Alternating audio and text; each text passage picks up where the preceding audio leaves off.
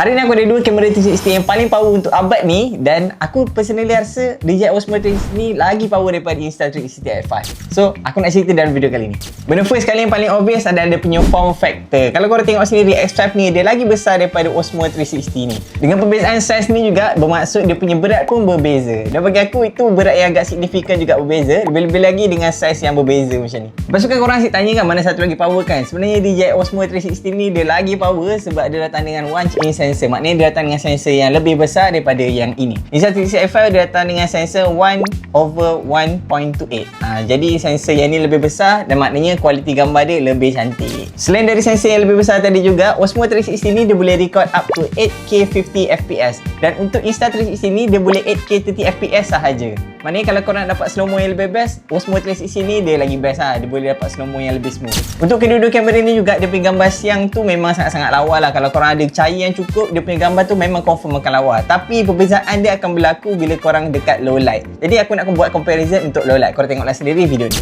Ada dua yang aku rasa benda paling win sekali dekat DJI Osmo 360 ni. Yang first kali dia boleh connect dengan DJI punya mic wirelessly dan boleh connect secara smooth. DJI ni dia punya ekosistem sangat-sangatlah smooth. Jadi kalau korang ada barang-barang DJI lain, kau boleh connect antara dia orang tu dengan sangat-sangat seamless.